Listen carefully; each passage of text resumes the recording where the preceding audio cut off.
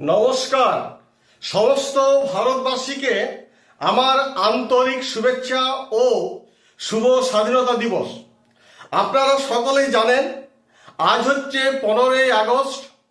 আমাদের দেশের ইতিহাসে একটি অত্যন্ত গর্বের এবং স্মরণীয় দিন।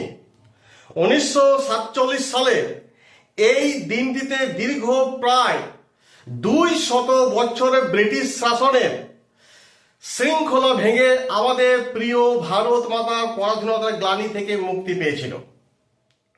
আজকের এই বিশেষ দিনে আমি পরম শ্রদ্ধার সাথে স্মরণ করছি আমাদের মহাত্মা গান্ধী, নেতাজি সুভাষচন্দ্র বসু, ভগৎ সিং, ক্ষুদিরাম বসু, মাতঙ্গিনী হাজরা এবং কবিগুরু রবীন্দ্রনাথ ঠাকুর সহ আরও যে সমস্ত বিপ্লবীরা রয়েছে, ভারত সংগ্রামী যে সমস্ত বিপ্লবীরা রয়েছে বা দেশপ্রেমিক ও বীর শহীদদের, যাদের আত্মদানে ও রক্তের বিনিময়ে আমরা আজ এই স্বাধীন ভারতের মুক্তর বাতাসে নিঃশ্বাস নিতে পেরেছি।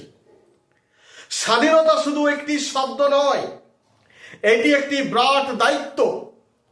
আজকের এই দিনে আমাদের অঙ্গীকার করা উচিত যে আমরা আমাদের দেশপ্রীতি, কঠোর পরিশ্রম এবং সঠিক শিক্ষার মাধ্যমে ভারতবর্ষকে আরো সমৃদ্ধ, ঐক্যবদ্ধ ও উন্নত করে গড়ে তুলব।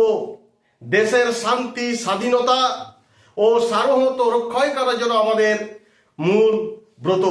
যাই হোক, আপনারা সকলে ভালো থাকবেন, দেশকে ভালোবাসুন, দেশের লোকজনদের ভালোবাসুন।